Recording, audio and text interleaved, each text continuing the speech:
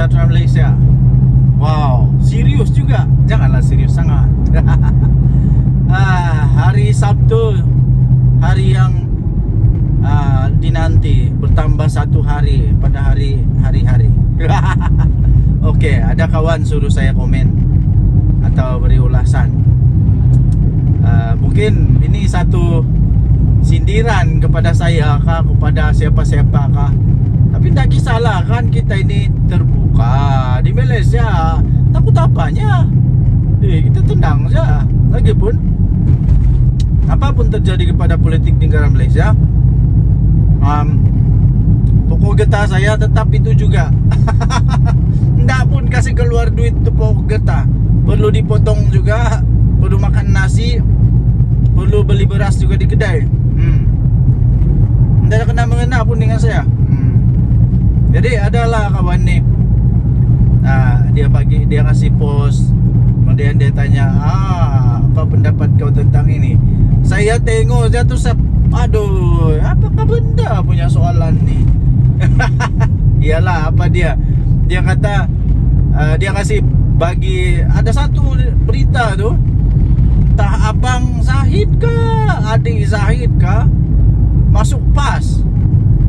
Aku kata, apa kena mengena pula. Jadi dia kata, apa komen kau?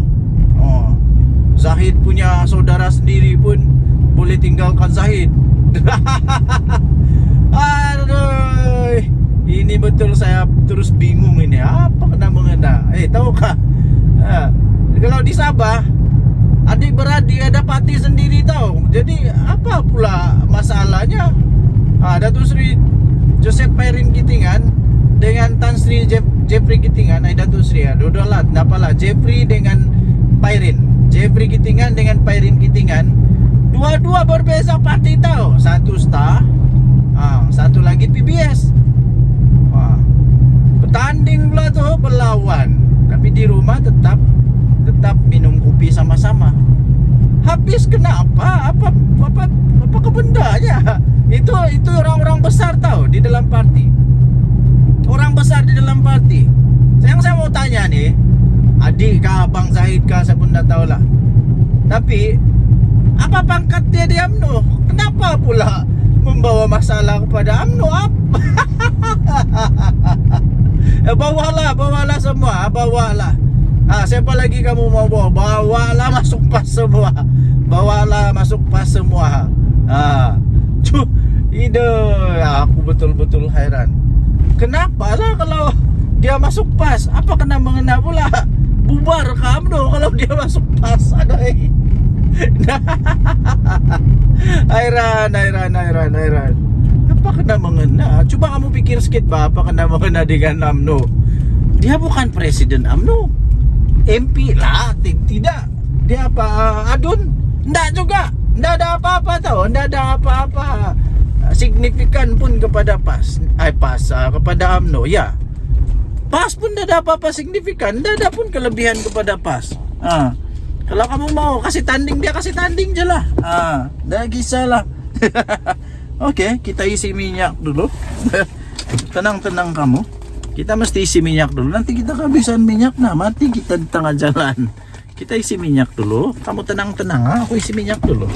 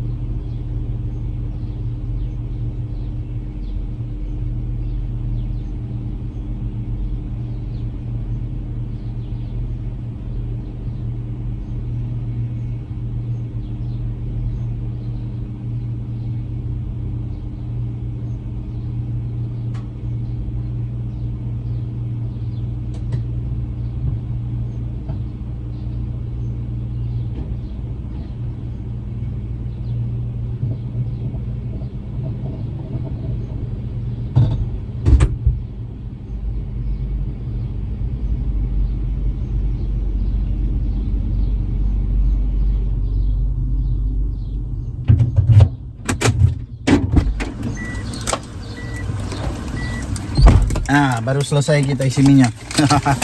Segalanya berjalan lancar. Oke, so, pakai dulu tali pinggang keselamatan, baru kita teruskan.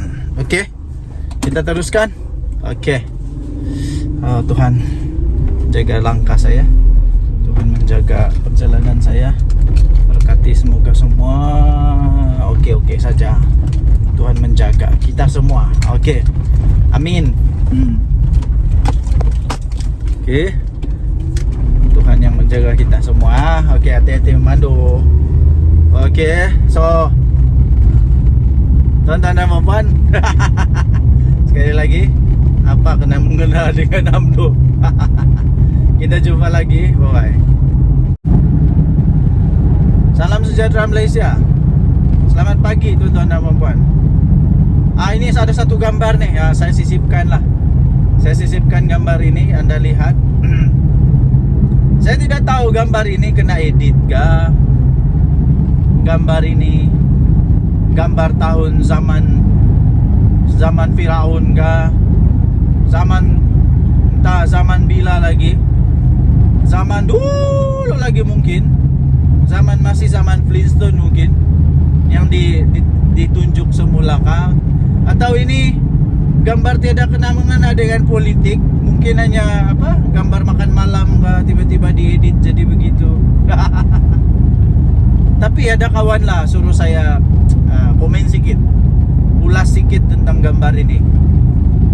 Apa pendapat saya tentang gambar ini? Setuju kah tidak? Dan apa di hati saya tentang gambar ini? Pertama sekali, itulah saya kata tadi, saya tidak pasti gambar ini gambar apa, tentang apa, diedit ke tidak. Tapi saya anggap sejak gambar ini gambar yang genuine. Katakanlah pas mau bergabung dengan JRS, saya tidak setuju. Kenapa saya tidak setuju? Banyak alasannya. Kenapa? Saya pikir PAS tidak akan membawa sebarang infak, sebarang signifikan, sebarang kekuatan tambahan kepada JRS. Tidak akan membawa sebarang impak atau kekuatan kepada JRS. Yang saya nampak, ini akan menyebabkan JRS lebih dalam bahaya. Lebih dalam bahaya. Ingat, di Sabah sentimen politik dia tidak sama dengan sentimen politik di Semenanjung. Tidak sama. Di Sabah, sentimen politik di Sabah lebih bebas. Pikirannya lebih bebas. Lebih bebas maksudnya kita ini di Sabah, kita tidak politik berdasarkan kaum lagi, tidak. Berdasarkan agama, tidak. Politik di Sabah berdasarkan kepada lebih terbuka sekarang ini. Ya, lebih terbuka. Jadi tuan-tuan dan puan, saya pikir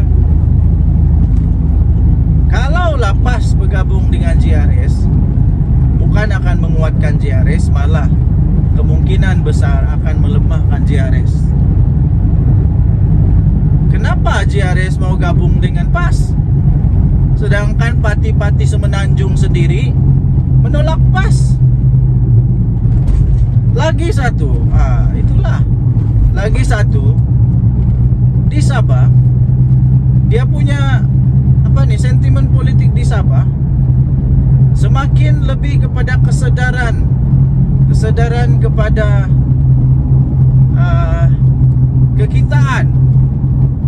Maksud kekitaan itu ialah orang-orang Sabah sekarang, dia mau kalau yang dapat memerintah di negeri Sabah ini parti dari Sabah sendiri. Parti dari Sabah sendiri.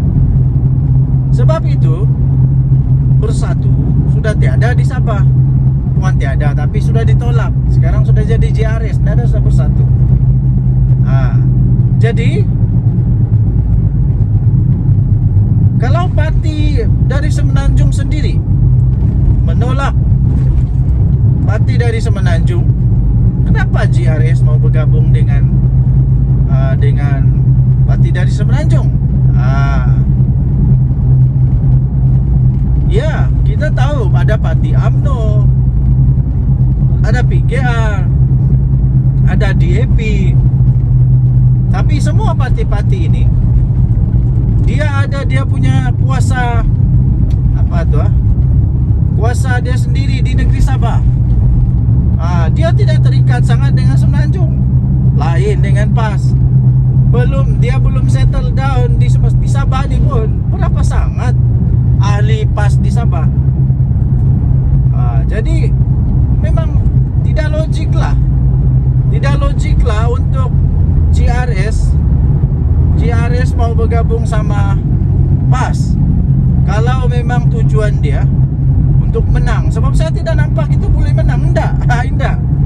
Yang lagi susah, kalau sudah gabung dengan PAS, mesti PAS akan mau ada kerusi lah. Mesti PAS mau ada kerusi, mesti mau. Jadi ini boleh menyebabkan kekalahan kepada GRS. Lepas itu, takkanlah PAS mau pula bertanding di tempat yang DAP kuat atau PKR kuat atau pembangkang kuat. Dia mesti mau juga bertanding di tempat yang dia boleh menang. Masalah dia selalunya di tempat yang GRS kuat ini, sentimen dia ialah sentimen yang memang dah suka PAS. Dah suka PAS, jadi boleh kalah nih. Jadi itulah pendapat saya. Saya pikir janganlah, tak payahlah bergabung. Tak payah bergabung.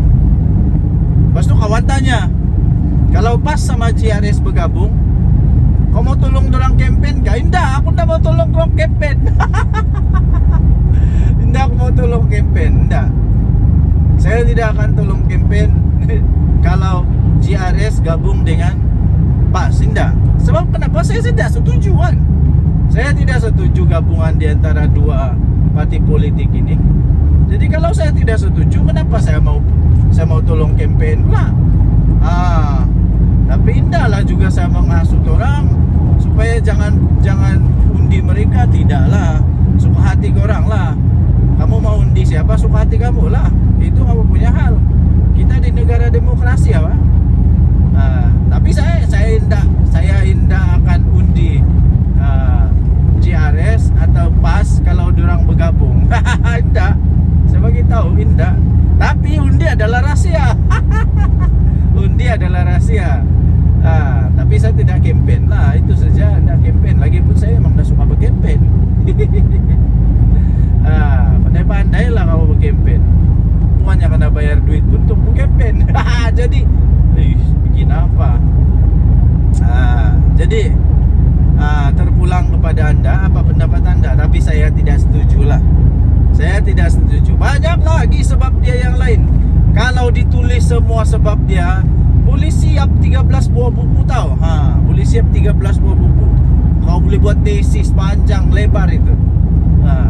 Nanti dia punya kesimpulan tesis dia. What is your thesis? My thesis is kalah. Itu saja pendek, satu perkataan, kalah. Kalah, boleh kalah GRS nih. Boleh kalah GRS kalau dia bergabung dengan PAS. Kalau lah. Jadi tentang gambar ini saya pun tidak tahu betul atau tidak. Tapi itulah pendapat. Mau bergabung, suka hati kamu. Tapi ada konsekuensi dia. Hati-hati ya. Oke. Kalau di Semenanjung kalah. Di Sabah boleh menang kah? Dan yang tadi Suara Rakyat, kita jemput lagi. Kita jumpa lagi. Bye bye. Salam sejahtera Malaysia. Dan yang tadi Suara Rakyat bergema di channel ini. Kita gelak dulu. Kita gelak dulu. Saya masih ingat tau. Masih ingat lagi. Hadiah wang. Hadiah wang. Lucu juga orang tua nih. agaknya waktu dia bercakap dulu dia memang agak sedikit sudah lali orang sama bilang lali ini maksudnya nyanyuk. Mungkin dia tidak sadar apa yang dia cakap, kasihan lah. Jadi kita apalah, lupakanlah dia punya kata-kata itu, kita berdamailah dengan kata-kata dia. Cuma saja saya ingat dulu dia kata kerajaan ini, kerajaan Madani lah, kerajaan perpaduan ini lah, bila-bila masa saja akan tumbang. Bila-bila masa saja akan tumbang. Oh, Perikatan Nasional itu konon mau naik balik. Apa yang terjadi ya tuan-tuan dan puan yang dihormati sekalian? Apa yang terjadi? Ini kemarin Perdana Menteri Datuk Seri Anwar Ibrahim mengumumkan membentangkan belanjawan untuk kali ketiganya.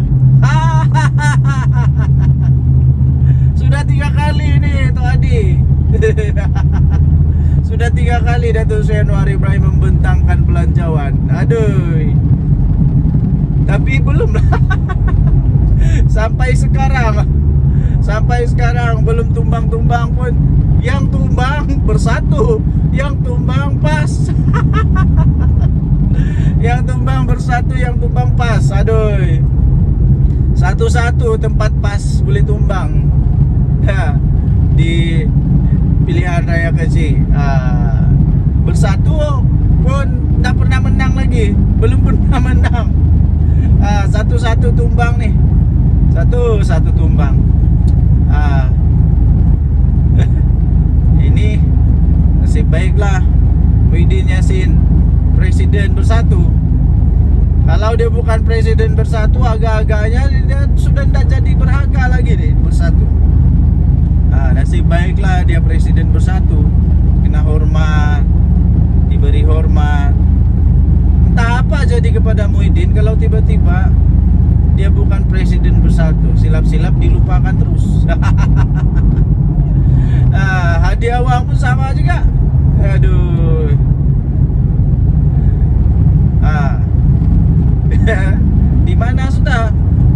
Di mana sudah yang mau kasih tumbang tuh? Beginilah saya bagi kesimpulan, Perikatan Nasional tidak akan mampu untuk membentuk semula kerajaan. Nah. Setakat ini enggak ya. Kenapa? Banyak sangat sebab dia. Banyak sangat sebab.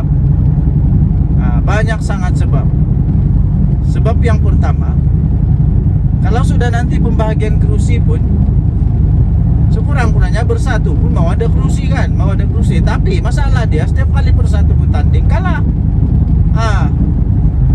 Jadi kecuali lah kalau semua pas mau tanding, ada harapan dia menang lah.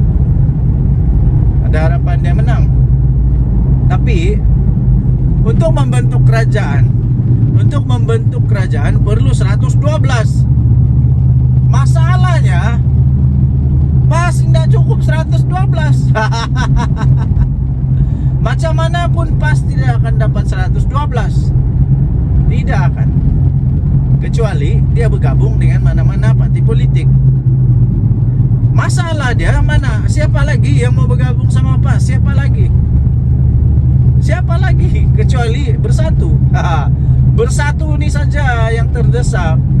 Jadi dengan siapa-siapa pun dia mau bergabung.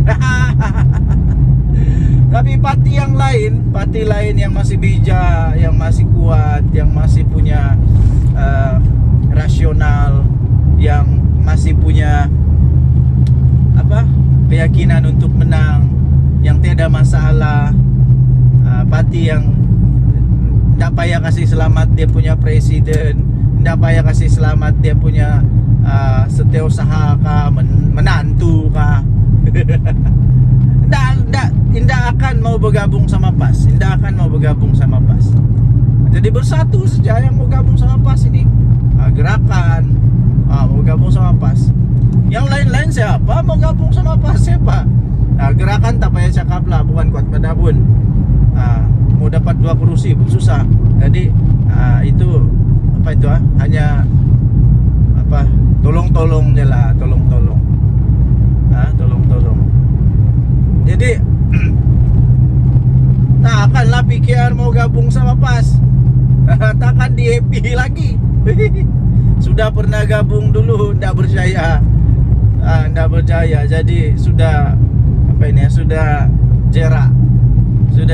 Ndak lagi mau bergabung sama PAS. Dan saya pun tidak setuju kalau ada parti politik yang tidak sehaluan dengan PAS coba-coba untuk mau bergabung sama PAS hanya dengan tujuan apa? Kepentingan pribadi dan kepentingan politik saja, bukan untuk kepentingan negara Malaysia, tapi ya menyusahkan, merosakkan saja. Biar gak PAS lah. Kalau PAS betul-betul kuat, pergilah bertanding sendiri. Tapi tidak akan lah. Jadi kerana itu memang kemungkinan untuk Perikatan Nasional, dapat memerintah sekali lagi itu betul-betul hampir kosong peluang dia. Peratusan dia memang hampir kosong. Tidak mustahil, tapi hampir mustahil. Menghampiri mustahil lah. Mungkin lebih mudah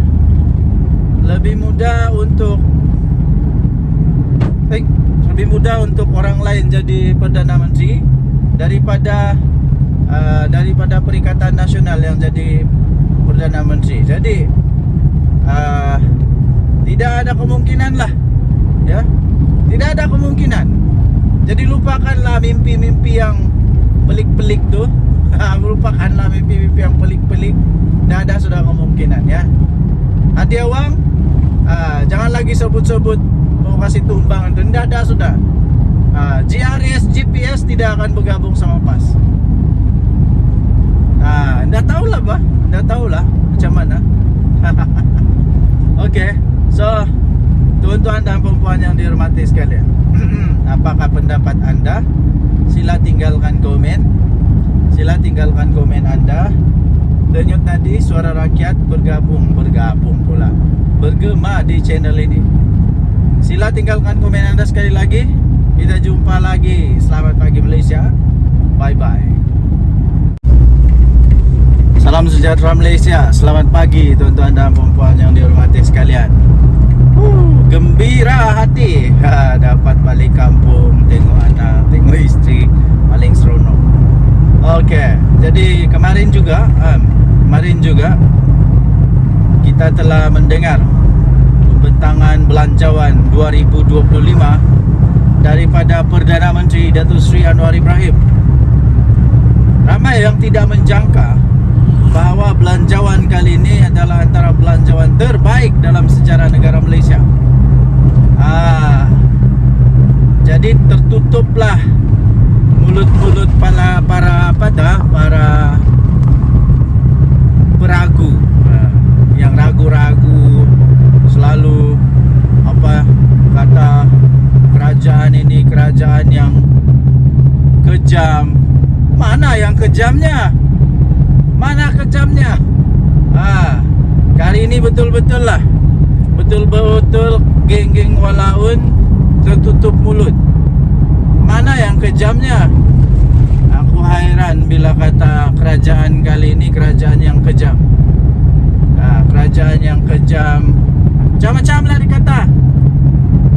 Tapi semua itu sebenarnya hanya bersifat mainan politik. Bila pemimpin dia diheret ke mahkamah sebab ada dakwaan salah guna kuasa, ada dakwaan penyelewengan. Bila pemimpin dia kena heret ke mahkamah kerana menghina institusi diraja yang memang berfakta, siapa ada bukti video katalah kerajaan ni kejam lah, tak berperiksa, macam-macam lah. Dengan belanjawan kemarin ya, yang telah disampaikan oleh Yang Amat Berhormat Perdana Menteri Malaysia, maka dengan ini tertutuplah harapan untuk walaun dan geng-geng walaun untuk mau menumbangkan Datuk Seri Anwar Ibrahim, tertutup sudah harapan. Langsung tiada harapan lagi. Apa tidak? Semua belanjawan itu tahu, semua belanjawan itu memang mendatangkan manfaat yang besar sangat kepada rakyat. Saya pikir ada banyak yang telah dibentangkan oleh Datuk Seri Anwar Ibrahim, Perdana Menteri Malaysia, yang belum pernah dilakukan oleh mana-mana Perdana Menteri. Banyak sangat. Jadi para walaun sekalian, tertutuplah mulut kamu. Di mana belanjawan yang kamu tidak puas hati lagi? Ada saja mesti tidak puas hati. Macamlah dia bagus sangat. Macamlah dia bagus sangat. Waktu jadi Perdana Menteri dulu, Muhyiddin Yassin buat apa? Muhyiddin Yassin buat apa? Waktu jadi kerajaan dulu, Perikatan Nasional buat apa? Apa sumbangannya kepada negara?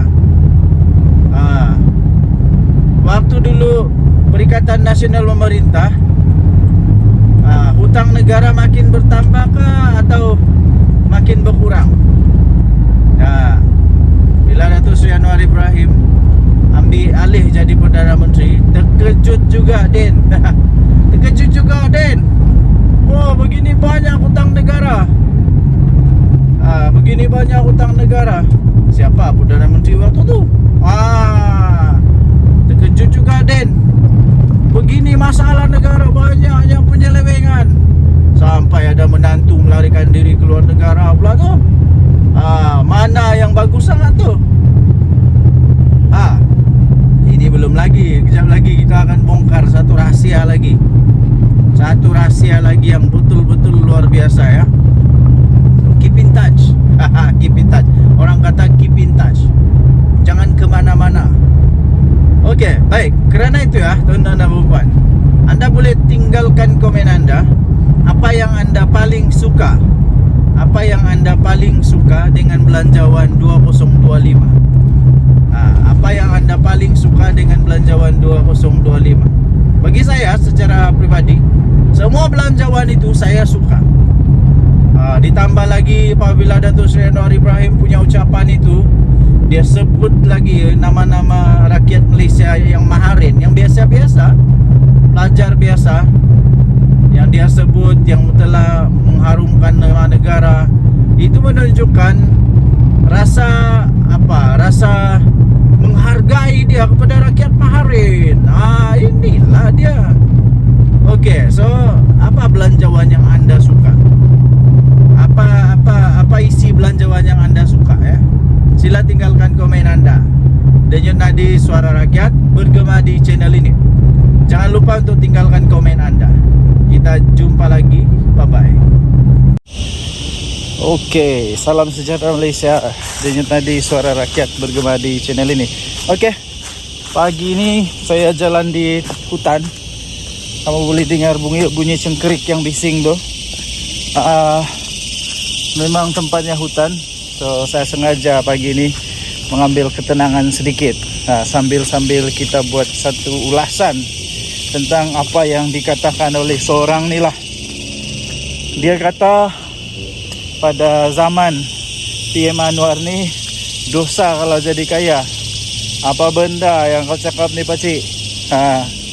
Pertama sekali saya mau tanya, kau tu maha kaya kah? Yang menjadi keheranan saya sekarang, sebelum saya ulas, yang menjadi keheranan saya sekarang ni ya, tuan-tuan dan puan yang dihormati sekalian, adalah orang-orang yang maha kaya tak bising pun. Orang-orang yang maha kaya, orang-orang yang betul-betul kaya ni tak pun bising. Diorang tidak pun rasa terganggu kah, terkacau kah, tidak pun rasa terancam kah. Diorang okey saja dengan apa yang telah dirancang oleh polisi kerajaan.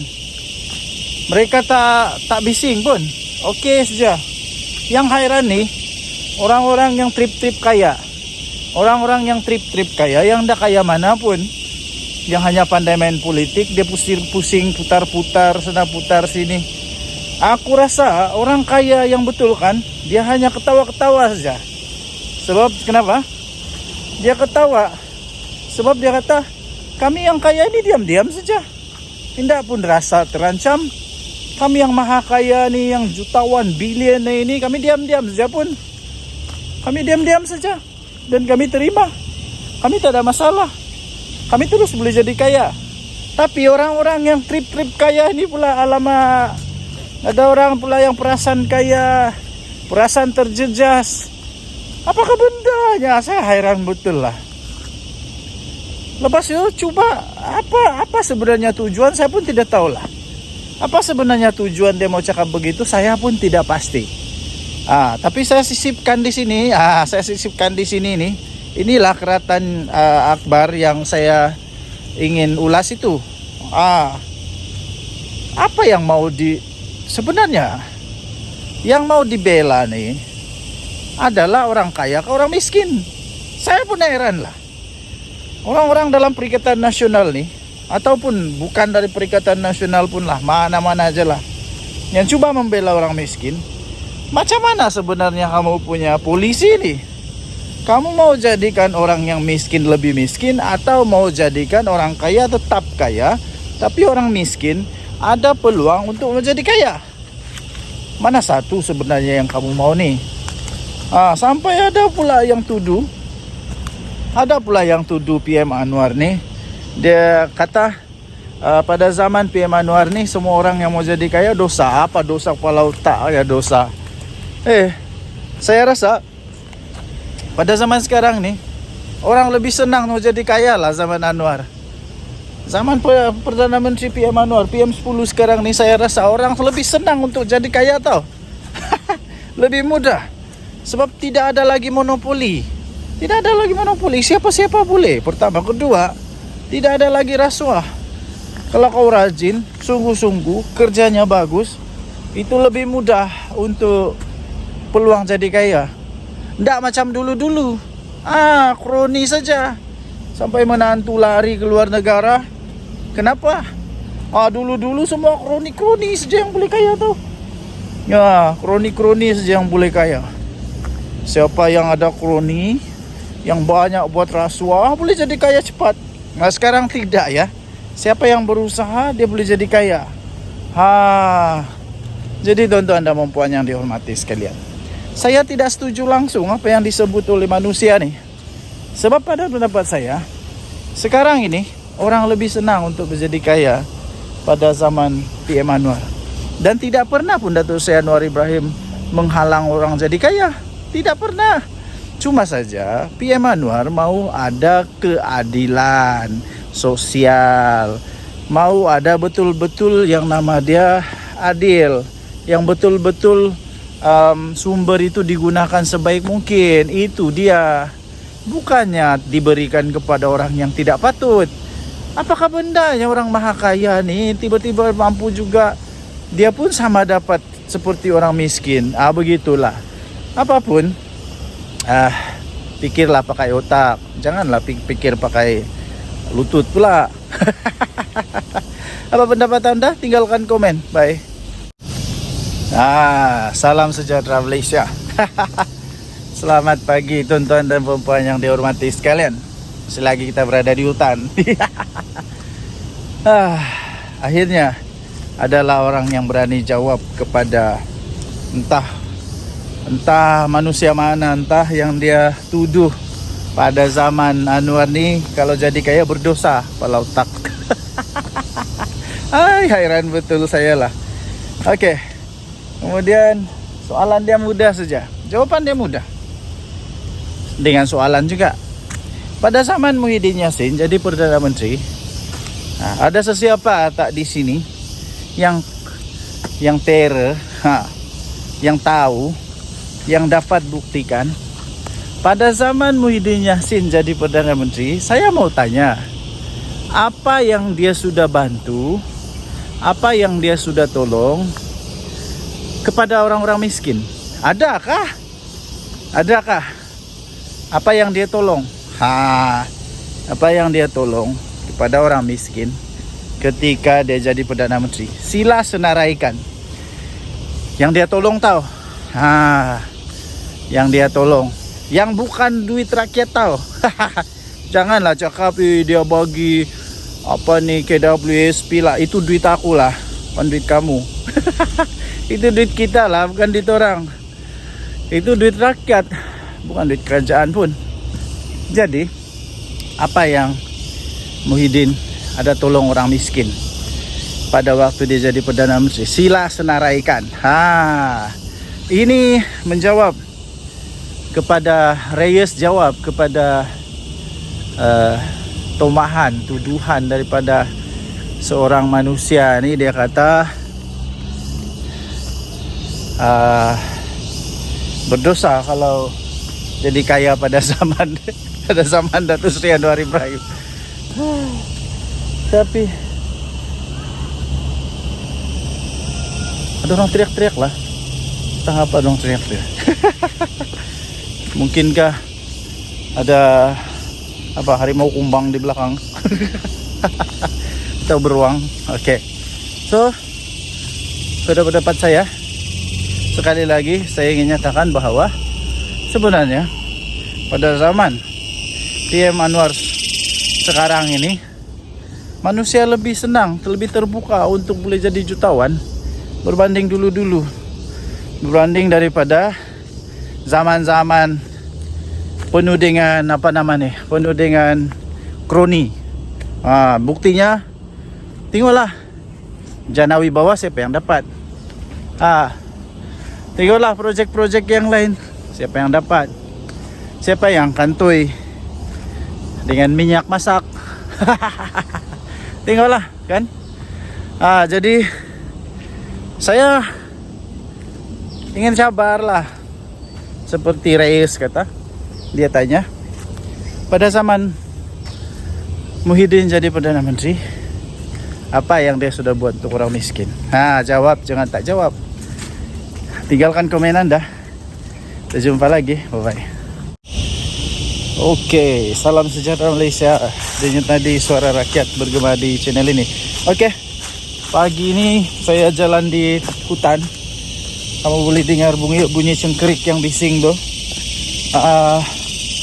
Memang tempatnya hutan. So saya sengaja pagi ini mengambil ketenangan sedikit. Sambil kita buat satu ulasan tentang apa yang dikatakan oleh seorang ni lah. Dia kata pada zaman PM Anwar ni dosa kalau jadi kaya. Apa benda yang kau cakap ni pakcik? Pertama sekali saya mau tanya, kau tu maha kaya kah? Yang menjadi keheranan saya sekarang, sebelum saya ulas, yang menjadi keheranan saya sekarang ni ya, tuan-tuan dan puan yang dihormati sekalian, adalah orang-orang yang maha kaya tak bising pun. Orang-orang yang maha kaya, orang-orang yang betul-betul kaya ni tak pun bising. Diorang tidak pun rasa terganggu kah, terkacau kah, tidak pun rasa terancam kah. Diorang okey saja dengan apa yang telah dibuat, dirancang oleh polisi kerajaan. Mereka tak bising pun, okey saja. Yang hairan ni orang-orang yang trip-trip kaya. Orang-orang yang trip-trip kaya, yang dah kaya mana pun, yang hanya pandai main politik, dia pusing putar-putar sana putar sini. Aku rasa orang kaya yang betul kan, dia hanya ketawa-ketawa saja. Sebab kenapa? Dia ketawa sebab dia kata, kami yang kaya ini diam-diam saja, tidak pun rasa terancam.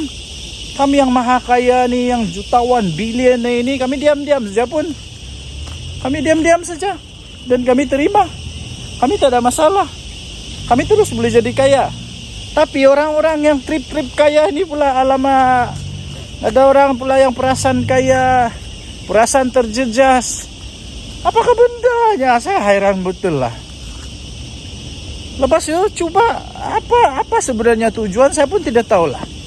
Apa sebenarnya tujuan dia mau cakap begitu, saya pun tidak pasti. Tapi saya sisipkan di sini. Saya sisipkan di sini nih. Inilah keratan akbar yang saya ingin ulas itu. Apa yang mau sebenarnya Yang mau dibela nih adalah orang kaya ke orang miskin. Saya pun heran lah. Orang-orang dalam Perikatan Nasional nih, ataupun bukan dari Perikatan Nasional pun lah, mana-mana aja lah, yang coba membela orang miskin. Macam mana sebenarnya kamu punya polisi nih? Kamu mau jadikan orang yang miskin lebih miskin, atau mau jadikan orang kaya tetap kaya, tapi orang miskin ada peluang untuk menjadi kaya? Mana satu sebenarnya yang kamu mau nih? Sampai ada pula yang tuduh PM Anwar nih. Dia kata pada zaman PM Anwar nih, semua orang yang mau jadi kaya dosa. Apa dosa kepala otak ya dosa? Saya rasa pada zaman sekarang nih, orang lebih senang mau jadi kaya lah zaman Anwar. Zaman Perdana Menteri PM Anwar, PM10 sekarang nih, saya rasa orang lebih senang untuk jadi kaya tau. Lebih mudah. Sebab tidak ada lagi monopoli. Tidak ada lagi monopoli, siapa-siapa boleh. Pertama, kedua, tidak ada lagi rasuah. Kalau kau rajin, sungguh-sungguh, kerjanya bagus, itu lebih mudah untuk peluang jadi kaya. Tidak macam dulu-dulu. Kroni saja. Sampai menantu lari ke luar negara. Kenapa? Dulu-dulu semua kroni-kroni saja yang boleh kaya tau. Ya, kroni-kroni saja yang boleh kaya. Siapa yang ada kroni, yang banyak buat rasuah, boleh jadi kaya cepat. Nah sekarang tidak ya. Siapa yang berusaha, dia boleh jadi kaya. Jadi tuan-tuan dan puan yang dihormati sekalian, saya tidak setuju langsung apa yang disebut oleh manusia nih. Sebab pada pendapat saya, sekarang ini orang lebih senang untuk menjadi kaya pada zaman PM Anwar. Dan tidak pernah pun Datuk Seri Anwar Ibrahim menghalang orang jadi kaya. Tidak pernah. Cuma saja PM Anwar mau ada keadilan sosial, mau ada betul-betul yang nama dia adil, yang betul-betul sumber itu digunakan sebaik mungkin. Itu dia. Bukannya diberikan kepada orang yang tidak patut. Apakah bendanya orang maha kaya nih tiba-tiba mampu juga, dia pun sama dapat seperti orang miskin? Begitulah. Apapun, pikirlah pakai otak, janganlah pikir pakai lutut pula. Apa pendapat anda? Tinggalkan komen. Bye.